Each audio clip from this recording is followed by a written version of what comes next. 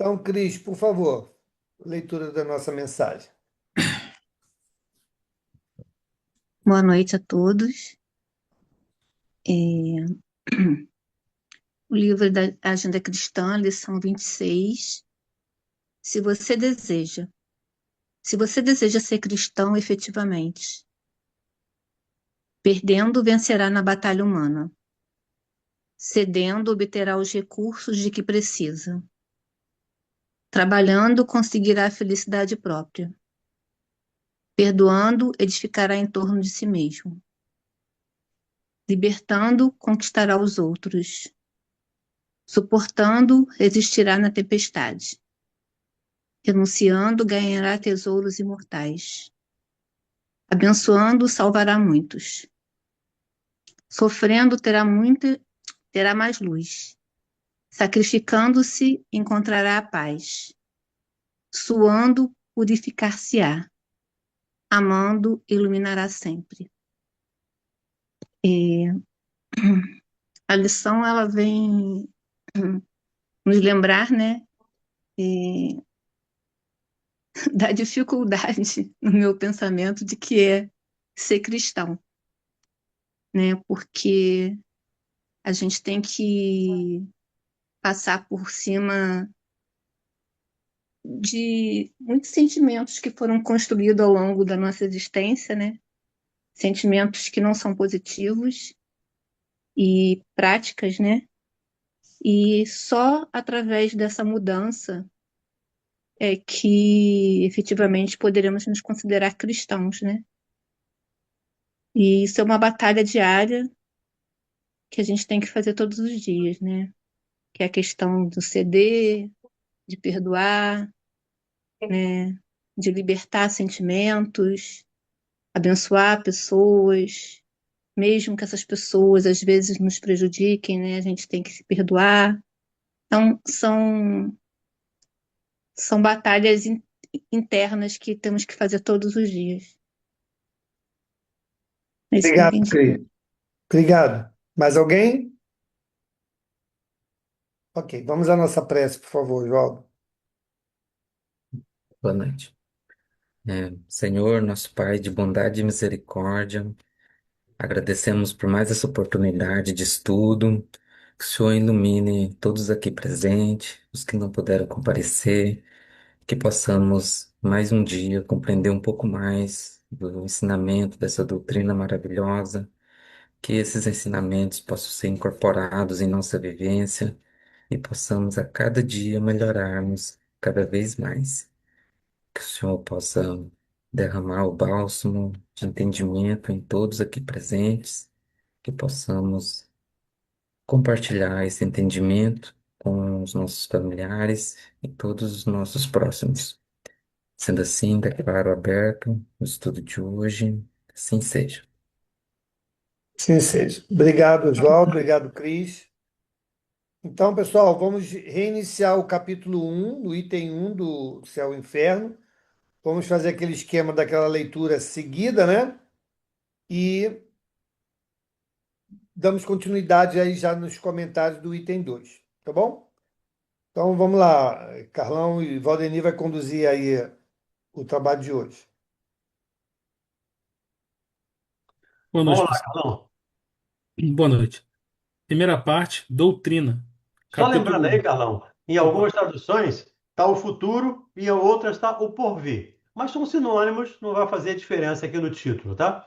No meu aqui, no caso, é o porvir e o nada. Em algumas outras traduções, o futuro e o nada.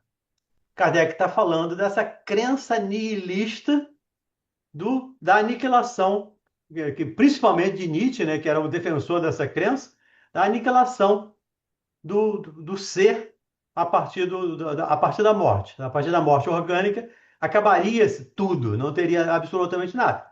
E seria a filosofia nihilista que Kardec está explicando e combatendo, digamos assim, orientando de maneira diversa. Vamos lá, Carlos. Primeira parte, doutrina. Capítulo 1. O porvir e o nada. 1. Vivemos, pensamos e operamos. Eis o que é positivo. E que morremos não é menos certo. Mas deixando a terra, para onde vamos? Que seremos após a morte? Estaremos melhor ou pior?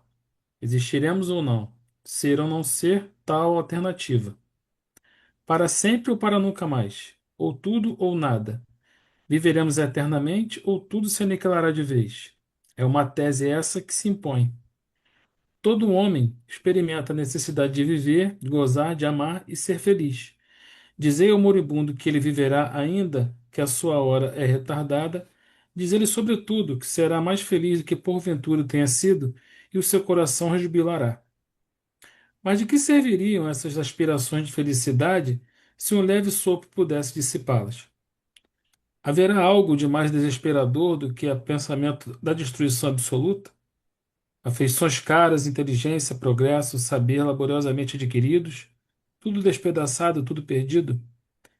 De nada nos serviria, portanto, qualquer esforço no sofrimento das paixões, de fadiga para nos ilustrarmos, de devotamento à causa do progresso, desde que tudo isso nada aproveitássemos, predominando o pensamento de que amanhã mesmo, talvez de nada nos serviria tudo isso. Se assim fora, a sorte do homem seria 100 vezes pior que a do bruto, porque este vive inteiramente do presente na satisfação dos seus apetites materiais, sem aspiração para o futuro. Diz numa secreta intuição, porém, que isso não é possível. 2. Ficou alguma dúvida aí? Alguém quer fazer algum comentário? Se quiser, fica à vontade.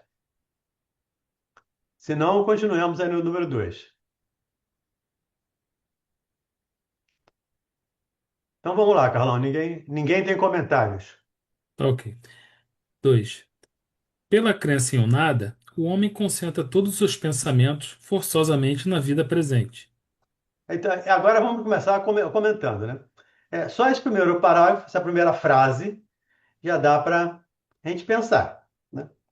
Pela crença em nada, o homem concentra todos os seus pensamentos forçosamente na vida presente. Isso realçaria o nosso egoísmo. Se eu não tenho nada daqui para frente, eu vou me preocupar em ser melhor, em ser bom, para quê? Se tudo acaba, se não existe o porvir, se não existe o futuro, eu vou estudar, eu vou trabalhar, eu vou ser bom, eu vou ser honesto, eu vou ser homem de bem, para quê? Não faria sentido. Dentro dessa primeira frase aqui de Kardec, concentraríamos a nossa vida apenas no presente. E o futuro seria exatamente nada, como ele dá como título futuro e o nada. Vamos lá. Logicamente, não se explicaria a preocupação de um futuro que não se espera. Essa preocupação exclusiva do presente conduz o homem a pensar em si, de preferência a tudo. É, pois, o mais poderoso estímulo ao egoísmo, e o incrédulo é o consequente quando chega à seguinte conclusão: gozemos enquanto aqui estamos, gozemos o mais possível, pois conosco tudo se acaba. Gozemos depressa, porque não sabemos quanto tempo existiremos. Isso aí, ele está repetindo, de certo modo, uma fala de Paulo, escrevendo aos Coríntios, na sua primeira carta, lá no capítulo 15. A partir do capítulo 15, praticamente todo ele fala sobre isso. Quando ele fala da ressurreição. Obviamente que nós entendemos a ressurreição aqui no sentido diverso do que Paulo coloca aqui. Ressurreição para a gente é reencarnação ou continuidade. E Paulo escreve lá: se não há ressurreição, então a nossa pregação é vã. Se a nossa pregação é vã, então comamos e bebamos, porque amanhã morreremos. Ou seja, sejamos hedonistas plenos, porque amanhã morreremos. Então, isso nos levaria ao caos em termos de moralidade, porque não teríamos nenhum freio. Então, esse porvir, esse futuro, ele é necessário.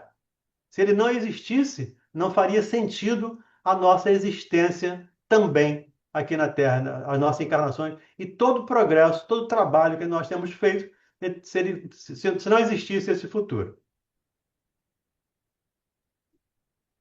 Vamos Ainda, lá? Ainda consequente é esta outra conclusão, aliás, mais grave para a sociedade. Gozemos apesar de tudo, gozemos apesar de qualquer modo, cada qual por si, a felicidade neste mundo é do mais astuto. E É, se o... nós acabamos de falar, né? Se não tem futuro, então eu vou tratar do meu presente, viver o meu presente da melhor maneira possível, entendendo que o fim justifica os meios. Já que o fim é o nada, então o meu meio, eu posso fazer qualquer coisa para gozar, porque eu vou morrer e vai acabar. Aqui a minha tradução está um pouco diferente. Por favor. Aqui ela está dizendo o seguinte: gozemos à custa de qualquer um, não é de qualquer coisa, qualquer um, Uhum. né?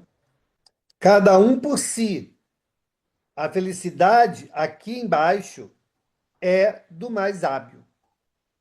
Então ele bota aqui nessa tradução que eu tenho aqui, Kardec fala da questão da relação com o outro, não com a coisa, Pessoal. Uhum.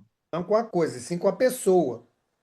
Então, aquilo que o Valdini falou anteriormente, se eu não considero o porvir, eu vou explorar o outro, não vou me dar conta do sentimento do outro, ao passo que da coisa, né? Aí é uma outra relação, não existe, não envolve muitas das vezes nem sentimento, né? No caso da relação com qualquer um, né? Aí já a relação já é outra, né? Diferente, né? É, porque ele fala do egoísmo, né? Exatamente. Eu cuido de mim e o outro que se Se exploda, lasca, né? O outro né? que se lasca. Então, e essa é uma ideia que nós precisamos combater, já que os amigos espirituais nos alertam que no orgulho e no egoísmo estão as raízes de todas as nossas dificuldades, de todos os nossos vícios. E se não existisse esse porvir, se não existisse esse futuro, justificaria eu ser egoísta.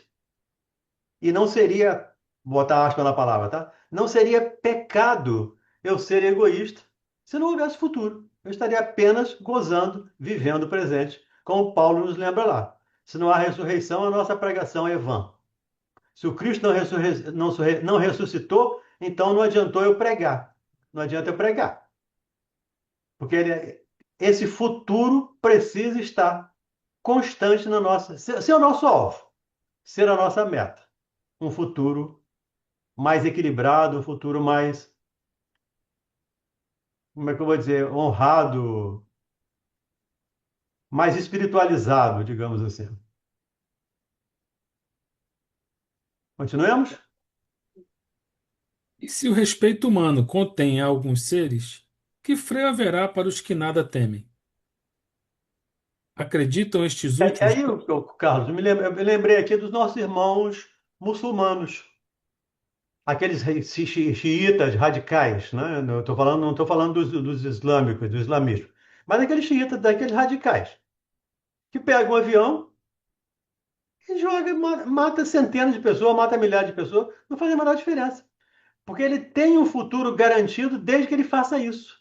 É uma crença diferente dessa, mas também distorcida. Eu, para atingir o meu paraíso com as virgens e com o rio de mel, eu posso matar pessoas, eu posso destruir pessoas, eu posso fazer o que eu quiser. O fim justifica os meios.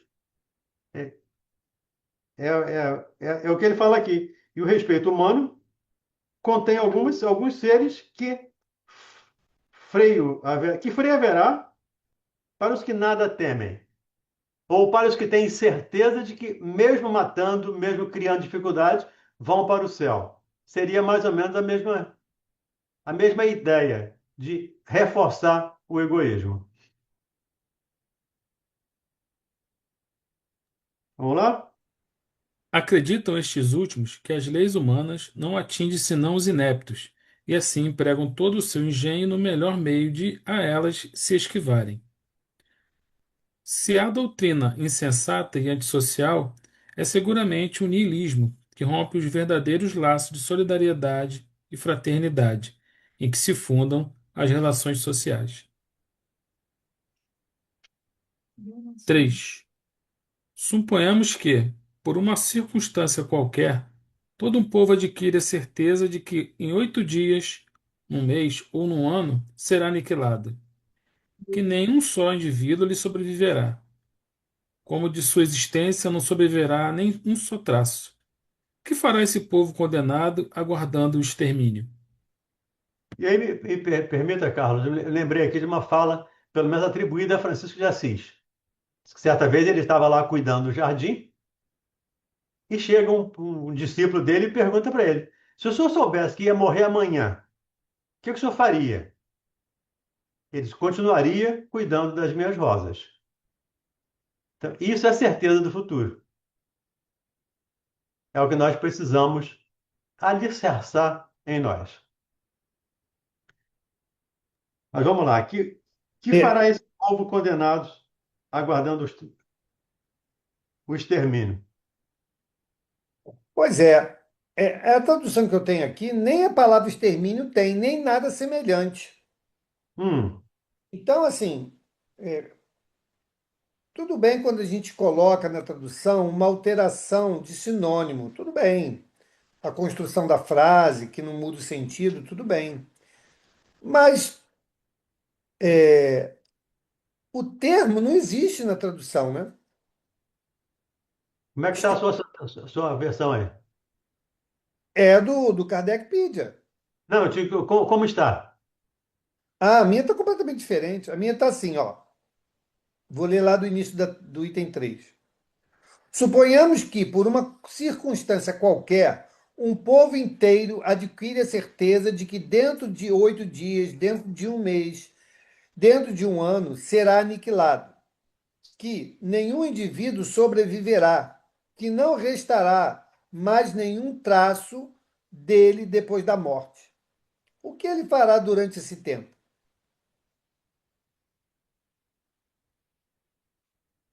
Né? É, Não, tudo bem, vamos seguir. Aqui, às vezes, salta assim aos olhos, né? Quando. em realidade, a diferença está na última frase, né? Porque ele falou: que fará esse É, povo condenado aguardando o extermínio? Se esse exato. povo, se esse povo vai morrer em um ano, 8 dias, em um mês, então acho que também não está fora da ideia, pelo menos dentro da minha percepção, do Kardec, da Kardecpedia, está dentro da mesma ideia. Diga, Sandrinha. Ô Mauro, desculpa eu entrar aqui, mas é que por muito tempo eu trabalhei como tradutora, inglês-português, porque eu me formei para isso. E conclusão, eu tô colocando o seguinte, eu não estou dizendo que eu estou com a verdade, mas me parece que essa tradução que nós lemos aqui, e não a sua, e não a sua, parece que está com uma tendência a alguma coisa. O tradutor, quando ele traduz, ele tem que colocar uma palavra sinônima e não a sua tendência, e não o seu ponto de vista. Porque se eu coloco extermínio, eu estou colocando uma tendência. Se eu estou colocando o que você está falando, eu não estou colocando uma tendência, eu estou colocando o que, que é. Você entendeu como é que é a questão? Na hora que a gente está trabalhando como tradutor, a gente tem que ser fiel à sinonímia. Não pode ser o que você pensa, senão não tem sentido uma tradução. Então, o que você está falando tem tudo a ver. É importantíssimo a gente sentir se realmente é uma sinonímia ou é uma tendência do autor. Porque se for uma tendência do autor, pode ser qualquer coisa. Eu É, estou falando, gente, pela experiência. Eu não estou falando porque eu ouvi dizer. Eu fui tradutora da Casa e Vídeo, fui tradutora lá da Oxford, muito tempo. Eu sei o que eu estou dizendo. Tem coisas que a gente vê que tem tendências. E é por isso que eu concordo com o Mauro toda vez que ele interpõe. Porque muitas das coisas a gente vê, comparando as duas falas, que existem tendências. E é isso que me preocupa. Por quê? Por que que eu sou chata com palavra? Porque a palavra, no português, uma palavra ela pode indicar 800 mil sentidos. Em qualquer língua, em qualquer época. Então, na nossa época também, você pode dizer tudo ou todos? Não, peraí. Em relação a tudo, é um tipo de relação. Agora, em relação a qualquer pessoa, já é outro tipo de relação. Então, há uma tendência de raciocínio aí. Desculpa, desculpa. Eu precisava falar isso, porque isso já está há algum tempo me, me, me, me, me chateando no estudo. O estudo é necessário ter, então, o vocabulário ao lado, ou seja, que é o vocabulário ao lado? O dicionário. O dicionário diz o quê? Diz que essa palavra pode ser isso, pode ser isso. Se tiver inclusa uma palavra que nada tem a ver com o assunto, desculpa, é tendencioso. Porque não existe sinonímia. Se não existe sinonímia, então não existe tradução verdadeira. Existe um ponto de vista qualquer. Desculpa, me desculpa, sinceramente, eu estou pedindo desculpa. Sem Me problema, desculpa. Fique sem problema. tranquila, Sandra. Nós não Não, estamos discordando de nada, absolutamente de é, nada. Nós estamos vendo as duas traduções e vamos discutir as duas, ou as três, ou as 10 que tiver. Sim, A gente vai me discutir. desculpa, porque eu acho que falar dessa forma é uma forma prepotente, é uma forma, uma colocação. Eu não precisava falar isso aqui, mas eu tenho experiência no assunto e eu sei que o que o Mauro está falando é a mais pura verdade. Se está tendencioso, não pode continuar com uma tradução tendenciosa. Não pode continuar, não pode. Porque senão, eu sou zero de espiritismo, eu não conheço nada, nada mesmo. Eu só sei aquilo Por que os isso nós estamos espíritos discutindo me aqui, falam. Sandra. Sandra, por isso nós estamos em grupo, nós estamos estudando. Fique tranquila, E, fique sim, sossegada. me desculpem sinceramente, me desculpem. Sem problemas, fique tranquila, relaxa. é, é, o que me salta aos olhos não é nem a questão da ideia que o tradutor quer dar. Por quê? Aqui antes ele vai falar será aniquilado. Extermínio é aniquilação, beleza? Então, anteriormente, ele vai falar aqui, ó, dentro de um ano será aniquilado, que nenhum indivíduo sobreviverá. E Mas, sim, ô Mauro, o peraí, deixa eu terminar de extermínio, falar. o extermínio tem a ver com sociedade. O aniquilamento não é a Tá bom. sociedade. Mas olha só, mas dentro do nielismo, ele traz essa ideia. Não importa se é 1 milhão ou a humanidade inteira. O final será igual para todo mundo. Ou seja, aquela existência, seja do indivíduo ou da coletividade, vai terminar ali. Entendeu? Essa é a ideia. Só que o que me fez comentar aqui é que o termo não existe. Entendeu? Pelo menos Justamente nessa por isso. tradução. Não, O peraí. seu.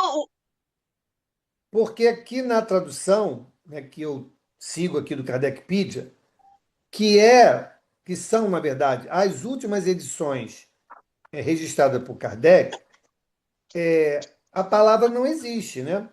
Então, por isso que me saltou aos olhos. Se tivesse uma palavra sinônima aqui, estava tudo certo, né? Mas a palavra aniquilação não existe, não está presente. A ideia, sim, a ideia está presente, mas a palavra não está presente, né? Onde que a ideia vai estar presente? Quando ele fala aqui, serão aniquilados. Entendeu? Então é Mas só ele. acontece. Dentro do contexto, Mauro, me desculpa, meu filho, de colocar. Dentro do contexto de extermínio, tem um fator social aí, tá? Se você fala em xiita, tem tudo a ver com extermínio. Infelizmente, eu tenho que dizer isso. Se você fala em aniquilamento, você pode falar de aniquilamento de uma molécula, de um aparelho eletrônico. Então, tem que se ter cuidado no que está se falando de filosofia. Está se falando de filosofia. Eu não posso entender a filosofia como social e política. Eu tenho que entendê-la crua e nua. Senão, eu confundo tudo. Entendeu? Ok, ok. Vamos Desculpa, avançar. me Nada, desculpa. sem problema. Para de pedir desculpa, mulher. Fica tranquila. Traz a ideia, tranquila. Vamos seguir, então. Qualquer um que tiver ideia pode trazer, fica à vontade para participar, sem, Claro, sem, por sem isso, discussão. por Né? isso a Para isso riqueza está do, aqui. a riqueza do estudo está nisso, né? De nós contribuirmos. Cada um contribui com um elemento. Vamos seguir em frente, né? Com a leitura, para que a gente possa avançar aqui no estudo. Mas sempre levando em consideração, tá? Porque cada um aqui deve ter uma tradução diferente, né? Então é importante que dentro do livro que vocês estejam aí acompanhando, a gente entenda o princípio do que se está aqui discutindo, tá bom? Vamos lá. Só para fechar, eu tô com os dois abertos. Fica mais fácil para todo mundo o Kardecpedia ou o livro? Eu não sei, porque a tradução dos outros aí, eu não sei quem está com o quê, né? Seria Eu estou, ótimo. eu estou com a tradução do Manuel Quintão. Ok, vamos em frente. O fato se no que se está lendo tiver uma percepção diferente, levanta a mão. Esse é o ponto, tá bom? Levanta a mão, a gente lê daquilo que está aí, vamos chegar à conclusão, tá bom? Então ninguém precisa trocar de livro. O importante é estar atento ao que se está lendo. Se trouxe uma palavra, um sentido diferente, levanta a mãozinha e a gente esclarece, tá bom? Vamos lá. Vamos lá, Carlão. Falando aí do povo condenado, voltando aí. Trabalhará pela causa do seu progresso, da sua instrução, entregar-se-á ao trabalho para viver, respeitará os direitos, os bens, a vida do seu semelhante, submeter-se-á a qualquer lei ou autoridade, por mais legítima que seja, mesmo a paterna. Se ele está colocando as perguntas para quem tem o nada como objetivo. Para quem que vai morrer em um mês, em 8 dias, um mês, um ano. Vai ser aniquilado ou exterminado. Então, para quem vai morrer? Dentro da filosofia, dessa filosofia nihilista, todos irão para o nada a partir da morte. E é o que Kardec está perguntando aqui. Será que esse povo que não acredita no futuro, não vê um futuro, trabalharia, respeitaria, ajudaria, progrediria? Dificilmente. Francisco de Assis continuaria cuidando das rosas, porque ele acredita, ele tem certeza no futuro. Hoje nós temos, abrindo um parênteses aqui de comparação, né? Hoje nós temos uma ideia, mal comparando, com a situação do país, né? Onde algumas pessoas preferem viver dos programas sociais que o governo oferece do que Do que trabalhar, trabalhar. né? Às vezes você oferece um trabalho de carteira assinada para uma pessoa, onde ela vai ter lá uma série de benefícios, mas ela tem a careta de pau e diz assim: o quê? Não, não, não vou. Isso aqui vou ficar continuando por aqui. Eu tenho aqui meus benefícios, não preciso de nenhum patrão me dar ordem, não preciso cumprir horário, não preciso de nada disso.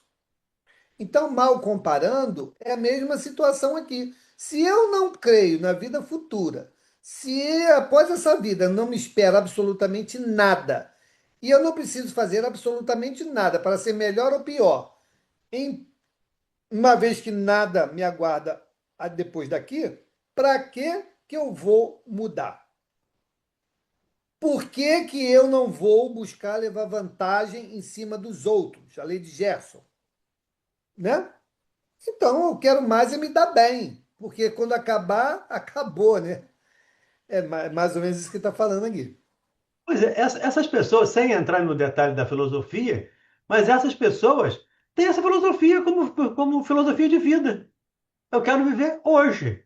Amanhã, não sei, amanhã Amanhã te pertence a Deus pertence. É, Amanhã eu vejo o que acontece. Mas hoje eu tenho uma cesta básica, hoje eu vou tomar uma cerveja. Infelizmente, é isso. E falta-nos, ou falta a esses irmãos, espiritualidade, religiosidade, transcendência, coisa que eles não querem pensar. Infelizmente, não querem pensar.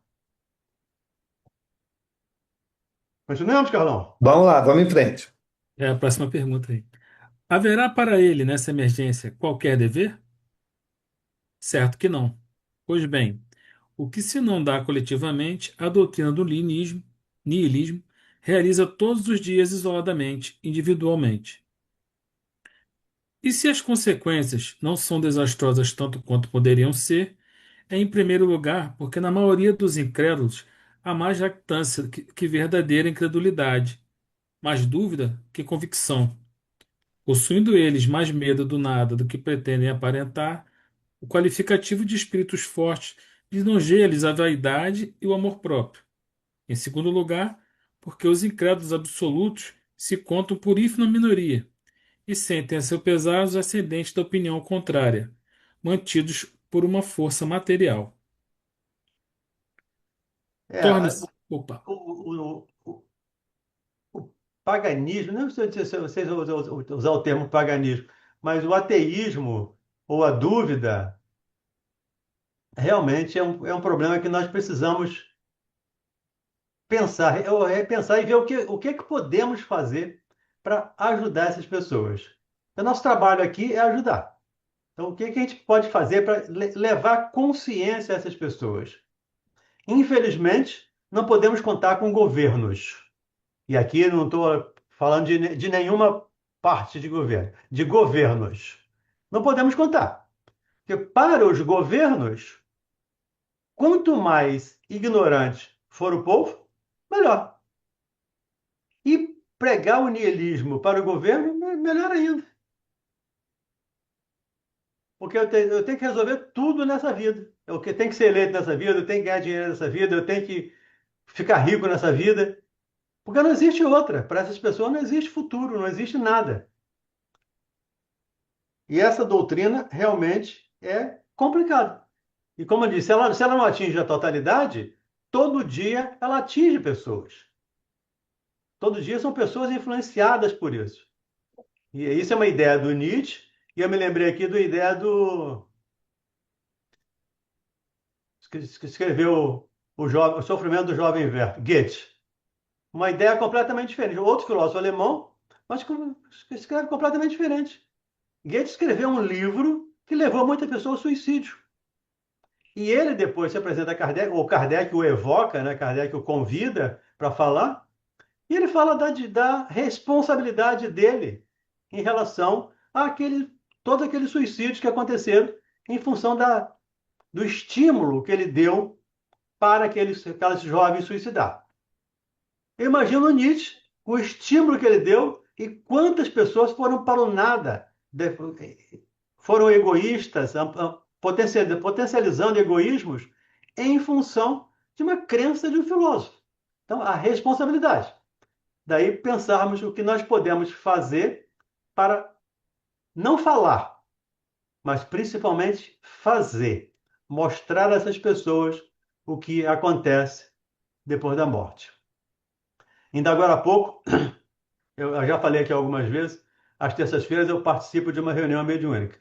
E agora há pouco saí de uma reunião mediúnica e conversando com um irmão católico, um irmão padre, que estava de posse de muito ouro e estava com medo que roubassem o ouro dele. E ele não sabia nem que estava desencarnado. E nem sabia o que estava fazendo ali.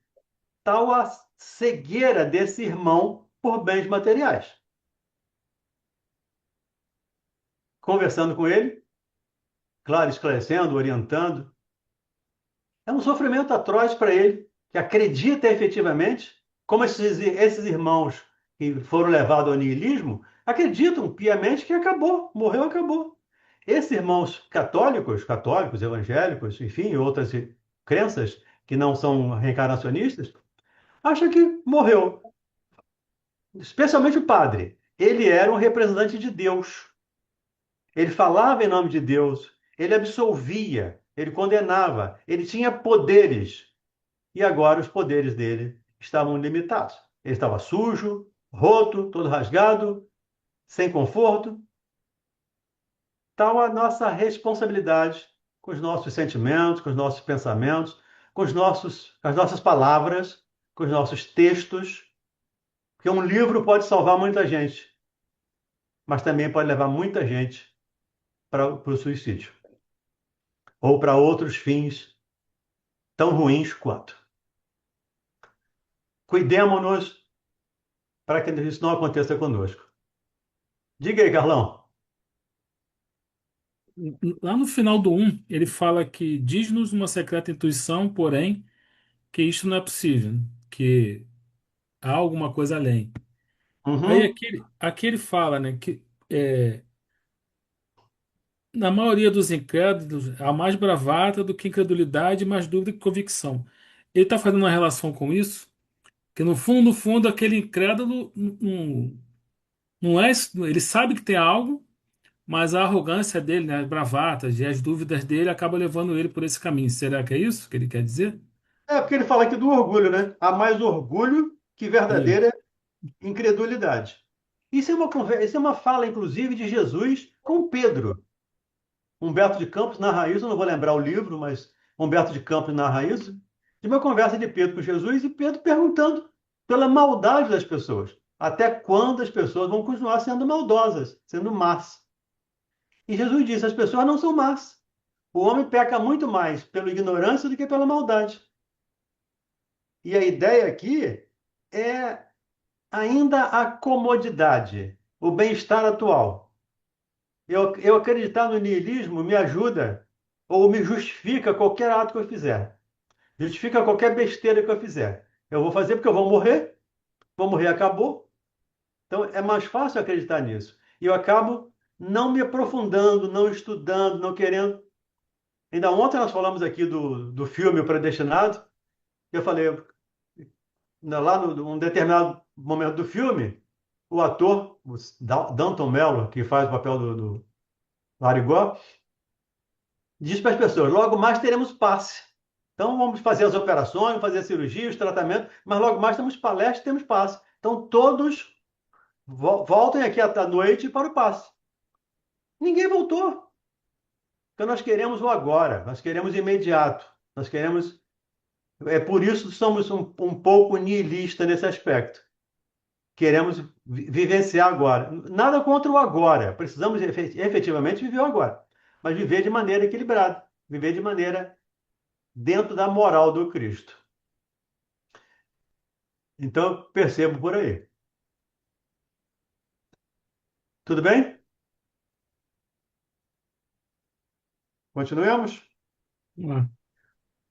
Torne-se, não obstante, absoluta a incredulidade da maioria, e a sociedade entrará em dissolução.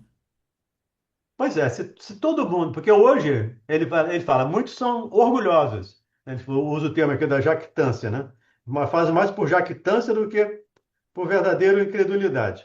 Muitos são orgulhosos, mas se a maioria se tornar nihilista, a sociedade vai se diluir. Eu não sei se a palavra das outras traduções é de dissolução, mas é acabar, diluir, dissolver. E é isso que nós precisamos estar atentos. Vamos lá? Eis ao que tende a propagação da doutrina niilista. Aí tem uma nota. Vai para nota? Eu acho que vale a pena ler a nota. Eu li a nota, eu não sei se vocês leram, mas vale a pena ler a nota sim. Vamos lá. Um moço de 18 anos, afetado de uma enfermidade do coração, foi declarado incurável. A ciência havia dito: pode morrer dentro de 8 dias ou de 2 anos, mas não irá além. Sabendo, o moço para logo abandonou os estudos e entregou-se a excesso de todo o gênero. Quando se lhe ponderava o perigo de uma vida desregrada, respondia: que me importa se não tenho mais de 2 anos de vida? De que me serviria fatigar o espírito? Gozo o pouco que me resta e quero divertir-me até o fim. Eis a consequência lógica do niilismo. Se este moço fora espírita, teria dito: a morte só destruirá o corpo que deixarei como fato usado, mas o meu espírito viverá. Seria na vida futura aquilo que eu próprio houver feito de mim nesta vida, do que nela puder adquirir em qualidades morais e intelectuais. Nada perderei, porque será outro tanto de ganho para o meu adiantamento. Toda a imperfeição de que me livrar será um passo a mais para a felicidade. A minha felicidade ou infelicidade depende da utilidade ou inutilidade da presente existência. É, portanto, de meu interesse aproveitar o pouco tempo que me resta e evitar tudo que possa diminuir minhas forças. Qual destas doutrinas é preferível? Pois é, completamente é um exemplo de Kardec muito bom, né? Eu acredito ou não acredito. O que é melhor para mim? E aí é pessoal. Cada um vai acreditar de acordo com a sua crença, de acordo com a sua convicção. Diga, Carmen. Eu queria ouvir um pouquinho, é, porque o orgulho leva à incredulidade, porque o orgulho atrapalha crer. Sim, o orgulho atrapalha.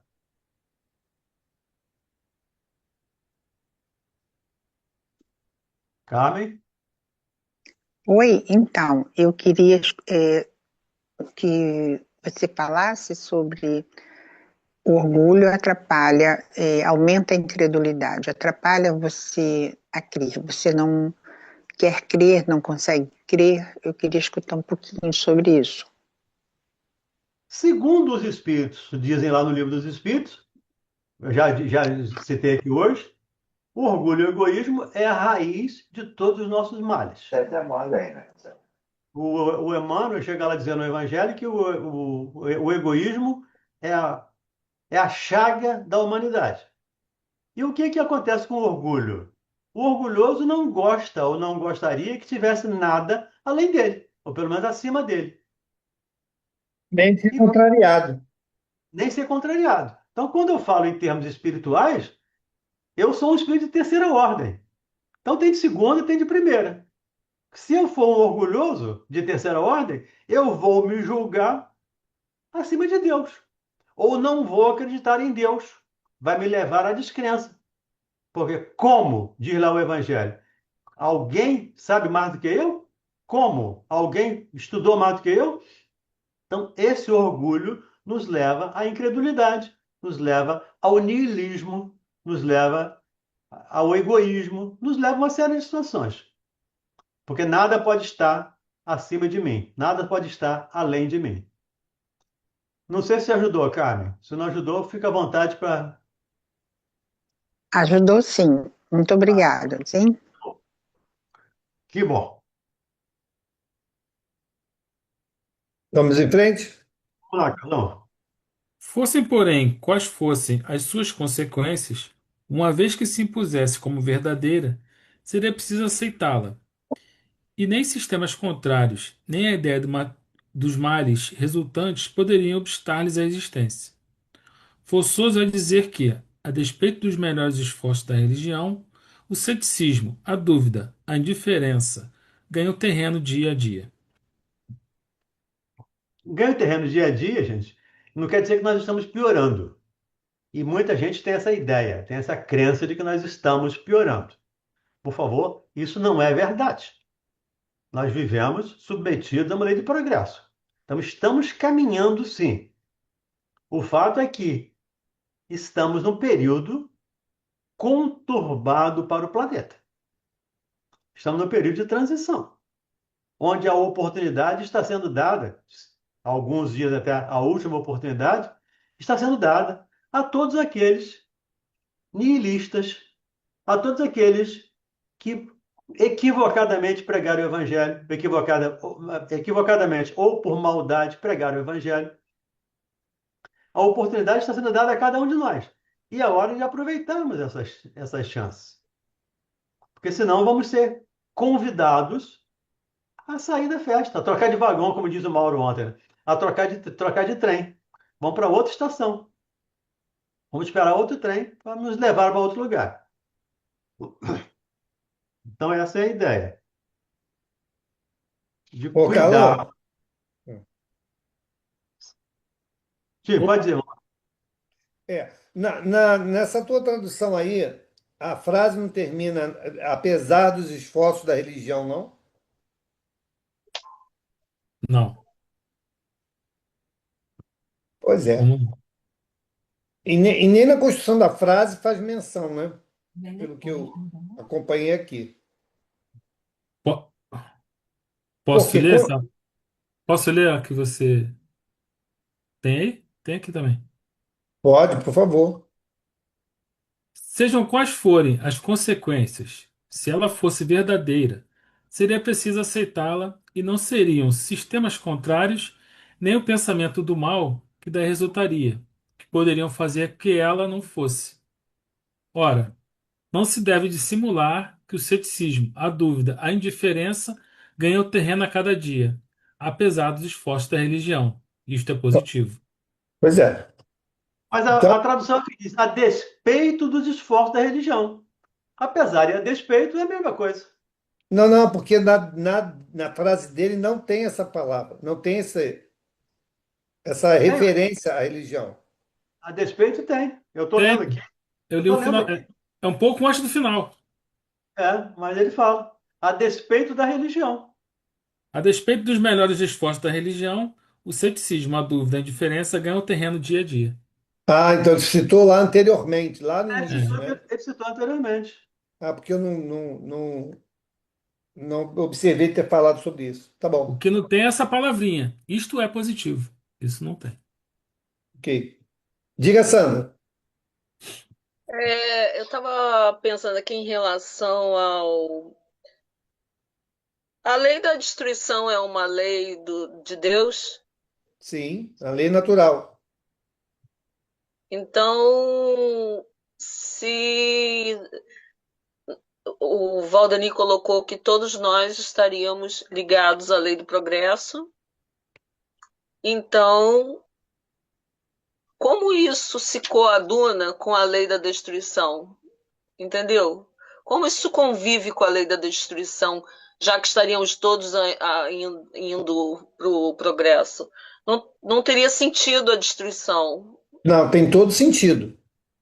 O que é tá? destruído no processo de transformação é o que é material. O ser Ah, espiritual não se sim, destrói, só progride. Ok? certo, entendi, sim. O que é do espírito não se destrói, ele é eterno. Tá, É. obrigado. Vamos lá, pessoal?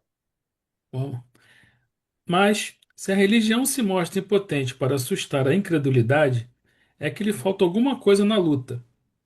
Se, por outro lado, a religião se condenasse à imobilidade, estaria em dado tempo dissolvida. Falta alguma coisa na luta. Eu entendo muito bem disso aqui. Se a religião se mostra impotente para assustar a incredulidade, é que falta alguma coisa. Esse é o cuidado que Kardec teve de trazer esclarecimentos para nós. Porque Kardec mesmo diz, os Espíritos dizem Kardec, né? Muitos são incrédulos não porque a religião é ruim, não porque não queiram acreditar, mesmo tendo vontade. E aí eu posso dizer por mim, eu tinha muita vontade de acreditar, mas não dava para acreditar naquele Deus que me apresentavam. Então falta alguma coisa das religiões. Felizmente, e aí dentro da minha percepção, a doutrina espírita veio suprir esse espaço, esse gap, esse vácuo, esse espaço que ficou aberto pelas religiões tradicionais. Então, dentro do espiritismo, não falta nada. É o que estava conversando com o padre agora há pouco. Que estava mostrando para ele: você pregou isso, você ensinou isso, você ensinou isso. Mas eu falava porque me diziam que era para falar. E a igreja tem uma coisa de hierarquia muito rígida, né? Ou segue ou está fora. Então, ele se sentiu traído pela própria igreja, porque pregou uma coisa que não era real. É o que falta, é o que diz Kardec aqui, é o que falta alguma coisa na luta para as religiões. Vamos lá? O que lhe falta neste século de positivismo, em que se procura compreender antes de crer, é sem dúvida a sanção de suas doutrinas por fatos positivos, assim como a concordância das mesmas com os dados positivos da ciência. Dizendo ela ser branco o que os fatos dizem ser negro, é preciso optar entre a evidência e a fé cega. A fé cega nos leva ao fosso, né? Diz Jesus lá, quando um cego conduz outro, ambos caem no fosso. Isso é fé cega. Isso é cegueira, que vai nos levar para o buraco. Então, entre a evidência e a fé, fiquemos com a evidência, fiquemos com a ciência, que é o cuidado que os espíritos e que Kardec teve de dizer. Se a ciência descobrir algum ponto no espiritismo em desacordo com o ponto do espiritismo, muda-se esse ponto no espiritismo. A ciência é positiva. A ciência é um fato. É claro que ela vai mudando de acordo com o conhecimento, mas em princípio ela é um fato. Continuemos? 4. É nestas circunstâncias que o Espiritismo vem opor um dique à difusão da incredulidade, não somente pelo raciocínio, não somente pela perspectiva dos perigos que ela acarreta, mas pelos fatos materiais, tornando visível e tangíveis a alma e a vida futura. Todos somos livres na escolha de nossas crenças. Podemos crer em alguma coisa ou em nada crer, mas aqueles que procuram fazer prevalecer no espírito das massas, da juventude principalmente, a negação do futuro, apoiando-se na autoridade do seu saber e no ascendente da sua posição, semeiam na sociedade germe de perturbação e dissolução, incorrendo em grande responsabilidade. É o que eu mencionei anteriormente. Então, lembrando Goethe lá com o livro O Sofrimento do Jovem Werther, que leva muita gente ao suicídio, ou que levou, né, muita gente ao suicídio. O caso do Nietzsche não é diferente. Ele usa do seu conhecimento, usa da sua autoridade de saber para levar, como diz Kardec aqui, principalmente jovens, à descrença, ao nada. E levando ao nada, estimula o egoísmo, estimula o orgulho, estimula a prepotência, desestimula a fraternidade, o respeito. É aquela coisa do vai terminar em 8 dias, um mês, um ano, eu vou continuar por quê? Por que que eu vou me esforçar? Por que que eu vou trabalhar? Então, essa é a ideia. Quem toma conhecimento, ou quem tem conhecimento, quem tem ciência e usa desse conhecimento para estimular no caminho oposto à moralidade, à moral do Cristo, com certeza terá as consequências, terá que responder pelos seus atos. Diga, Mirabelle. Ou você, Valdemir, ou Mauro, para vocês fazem sentido é nessas circunstâncias que o Espiritismo vem opor um dique à difusão da incredulidade. Para vocês, faz sentido isso? Para mim faz, e vou explicar por quê. Sabe por quê? Por causa da palavra opor. Mas eu venho opor. É uma barreira. É uma barreira. Eu venho opor a incredulidade. Mas opor um dique, o dique já é a própria oposição, não é? É uma figura, né? Está tentando dar um exemplo figurado. A Aham. ação de impedimento. O que é o dique? O dique é um impedimento para o avanço de alguma coisa. Então, o Espiritismo vem pôr esse dique. Ele vem colocar esse dique contra o avanço da incredulidade. Tá. Entendi. Valeu, obrigada. Ainda agora eu estava fazendo um grupo de estudo, nesse grupo de estudo que eu participo às terças-feiras, e lembrei de uma fala do Pado lá nas quartas-feiras, lá no respondendo aos ouvintes da Rádio Rio de Janeiro. Certa vez eu conversando com ele e disse para ele que normalmente a gente vem para o Espiritismo ou pela dor ou pelo amor. E ele disse: não, eu vim pelo bom senso, eu vim pela lógica.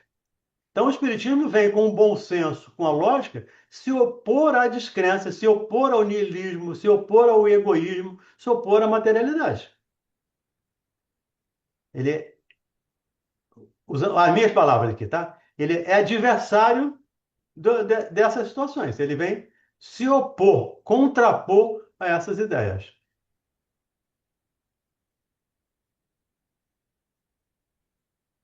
Eu acho que a gente pode parar aqui, né?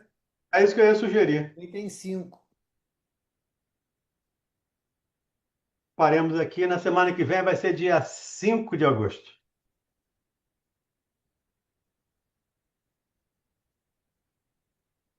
Não, dia 5 não, dia 5, terça-feira. Dia 4 é segunda-feira. Isso aí. Onde foi aí? Tem 5? Item 5. Obrigado, Carlão, obrigado, Valdenir, a todos que contribuíram aí com a nossa discussão de hoje. Faltou um parágrafo, Mauro, do 4. Não,